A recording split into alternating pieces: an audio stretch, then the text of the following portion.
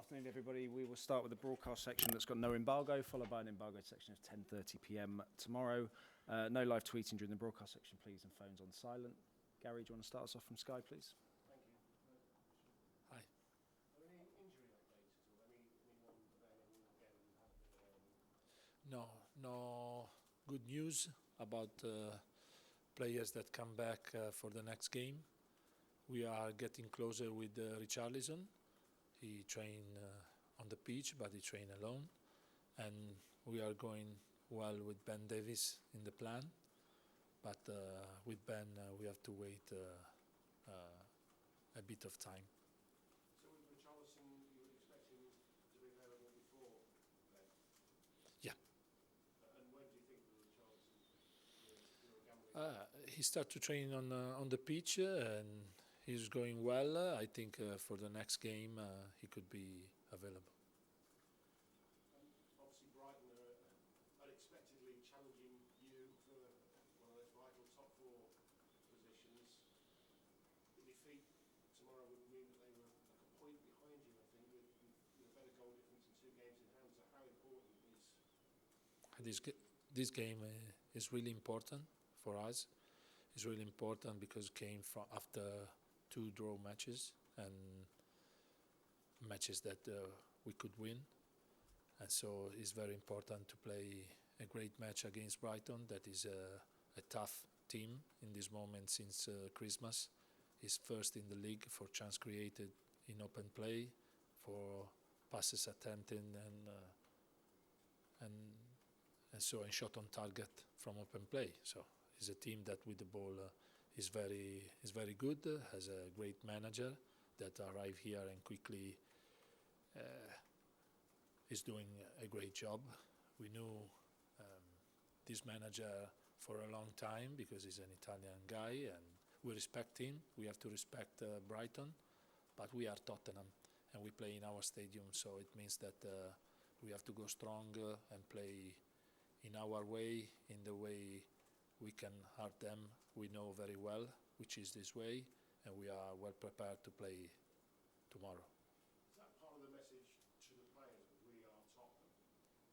Yes, we speak a lot about this, but also we deserve to find the way to be Tottenham and to play a football and that is strong in the tackle, strong in the pressure, and strong with the ball. So we have to be complete. And Mr. Tottenham, I guess you could say, is Harry Kane. I know you defended him on Monday from the criticism. Some people say he went down a bit too easily for the red card. But the criticism is I think it's strange that some ex-player said things I think wrong about Harry, because they are ex-player and they understand the difference between seeing a situation like this in a slow motion and live this experience in a real motion. It's completely different. And also the Everton's manager said there was a clear red card, so there's no discussion on this. I don't understand why some ex-player speak about this. I think they don't agree with Tottenham instead to don't agree with Harry. So I think they respect Harry. Probably they don't respect enough Tottenham. Because some players, perhaps you could say throughout history, they're that kind of player to exaggerate an injury, to exaggerate an incident. Harry isn't really that kind of player. No, I have never seen him exaggerate something. I have seen him stand up after strong tackle, and we had a lot of example. And also I think we spoke with the board of the referee about some tackle Harry considered and really bad. Also in the first half last match it was a strong tackle from a central defender, but we don't discuss about this. Harry don't discuss about this. He's an amazing player in every aspect, also in the behavior he had and the respect. He respects the game a lot, so it's important to say this, and everyone has to understand that they cannot challenge Harry under this aspect. Thank you. Okay. Jake? Hi. After the game on Monday, you said that you needed to control the game better when it was 10v11. Why do you think then the players weren't able to do that? Because sometimes you have to go strong. When you play 11v10, the mindset can change because you think that the match become easy. If you think this is the moment you made a mistake. When the opponent play with 10 men, they create a new energy. And you have to stay with enough energy. That was the problem in that game. And for me, it's important to do it with the ball.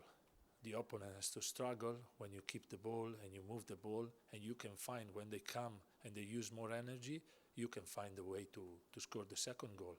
This is the mindset we need for the match also when we play 11v11. It's not different. But when you have to force yourself in that moment because your mindset can change. But you have to force yourself to go stronger. You mentioned how good Brighton have been this season. They've also scored a lot of goals away from home. Only Arsenal scored more. How do you therefore go about stopping them? Can you stop them scoring? Yeah, we are a strong team. We can do it because we have player, we have a team, we have a squad that can defend in all the aspects. Brighton could be strong. We have to respect them because they are the first team in the league in some aspect, but we know also the way to do it, and we also beat them in their stadium, and we want to repeat a good performance, maybe in a different way, but because we play in our stadium and we want to be strong with the ball. Obviously, a lot of people have given them a lot of praise for the way they've been playing under the manager. Just explain then from a tactical point of view, what makes it so difficult to play against them? Why are teams finding it so hard, do you think? They wait you. They wait you, and they are well prepared. When you start to press them, they find a way to overcome your pressure, and they are well positioned. They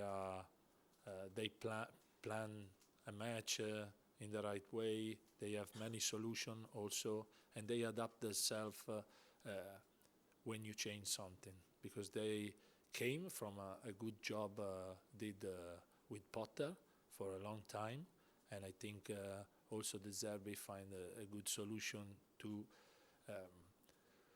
play with this style, because that team came with Potter, and the players know themselves very well.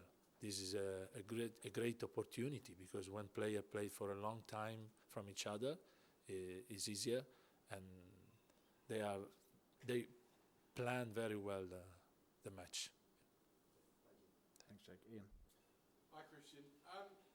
Is the ambition now for Spurs realistically top 4 or just top 6, just European football for next season? Tottenham has to play for the top 4 every time. Until Matt didn't say something different, we have to play strong to arrive for the top 4. But the odds are kind of stacked against you right now. Newcastle and Man U both above you by 3 points. Brighton, who have played well away from home this season, won at Old Trafford, won in the Cup, the Emirates, right behind you with games in hand.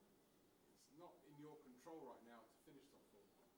Yes, we lose the control because we draw 2 matches. If we won the last 2 matches, we were in control. Now we lose the control, and we have also some important match to play against team that fight with us for the 4th place. So every time when you have this possibility, if you go strong and you play well, you can do it. So is your job for Saturday and going forward for the next month of the season to get that sort of killer instinct into your team, where if they're winning 1-0, they see out the game and they win it, like you did at Brighton? You won 1-0 at Brighton. It wasn't a great game, it was a fairly boring game, but you saw the game out and won 1-0. Southampton, you threw away a 2-goal lead. At Everton, the man advantage, you threw away a 1-goal lead. How do you get your team to see out games, maybe manage games Yes, we lived two different experience because the second one was with one man lead in the game, and we have to force ourselves to go stronger, to try to score the second goal much more than defend the result. This is the way we have to play. To that end, what about players like Arno Danjuma, bought in when he could have gone to other clubs in January, Everton and Bournemouth, has barely had a kick in the Premier League for Spurs. Is now the time to maybe have a look at some of the players, especially as Now, for sure, because we don't have many players, but Danjuma deserve to play probably early, but we have also a squad and we have some leaders of our team. They can, if you send out of the pitch early, you can lose the possibility to score. We have 3 strikers, very good, and so it's not easy to change them.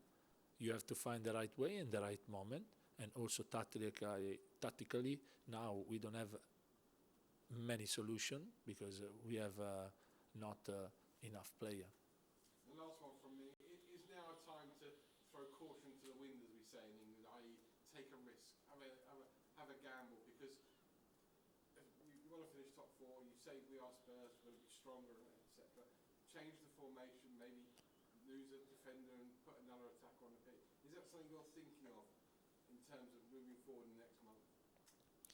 Yeah, but we have to take risk not from me into the bench, but into the pitch. We have to prepare well situation, because if you take risk that you cannot defend this risk, maybe you have to struggle after. So we have to go in the right way, not in a bad way. So we are following a process. We have to improve under this aspect, of course, but also we have to be lucid in the idea and not lose the mind.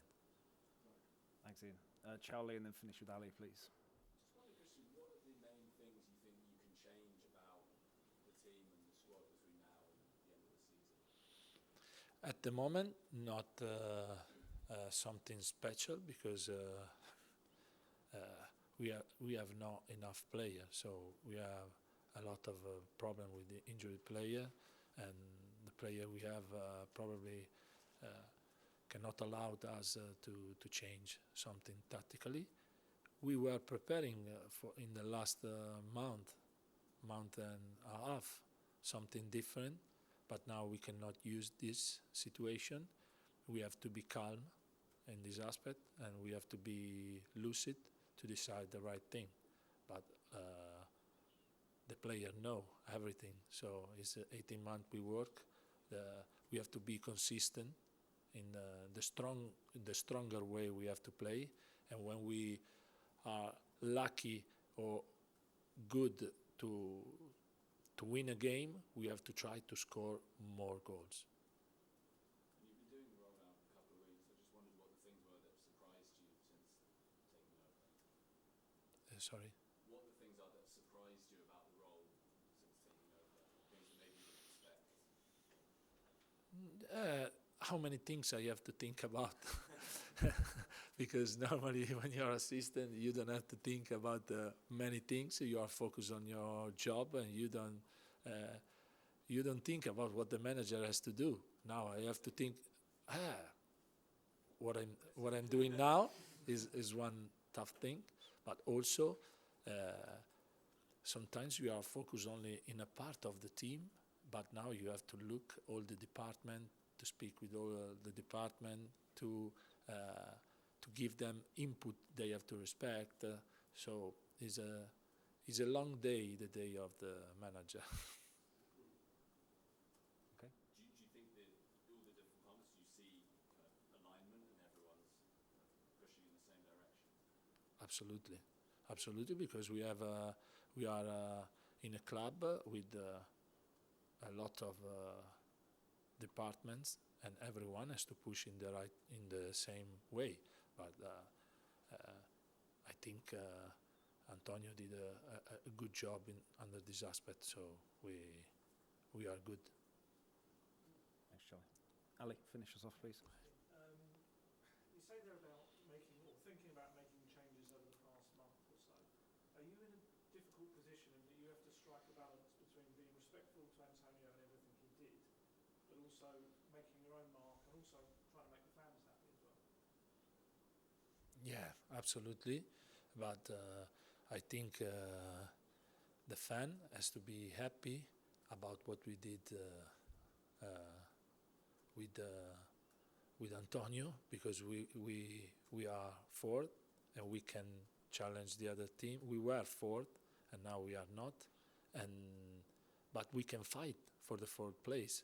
So we have to be in confidence. We have to know who we are and the reality we live. And when you know this, you react in the right way. Sometimes, if you don't understand the reality, your reaction is not the right reaction. But when you realize what is the reality, you can react in the right way. And it was quite noticeable, the short goal kicks in the match with Clement Longley and Romero getting the ball very short. Is that something you're going to look to keep doing? I presume it's to bring the other team onto you and then create space. We have to try to create space when we play against team that defend a lot, and that was the last game and the game before. They try to press, but sometimes they try to defend all the space, and you have to find is much more difficult. If you are well prepared and you plan the game well, you can hurt the opponent also when they are aggressive. And now is the time to try to attack more the space and to try to create more into the pitch. And we want to allow striker to have more chance to score. This is what we are trying to do. We are trying, but it's in the hand of the team to do it into the pitch. Just last one from me. Obviously, with the injuries you've got now, Lucas suspended as well. You're going to have to use probably more young players on the bench. I think that happened towards the end of last season, but obviously they were never brought onto the pitch. Is there a chance that you may have to turn to some of them? And obviously, seemingly you trust them to come on if you have to. Yeah. If we need, we will use. We have some good players that are ready to play also in the Premier League. We have Alfie Devine, Romain Mandel. We have players that we trust in them to play a part of the match or a match in the Premier League. Thanks, Ali. Okay, we'll end the broadcast section there. We'll move on to the embargoed section for 10:30 p.m. tomorrow. Tom?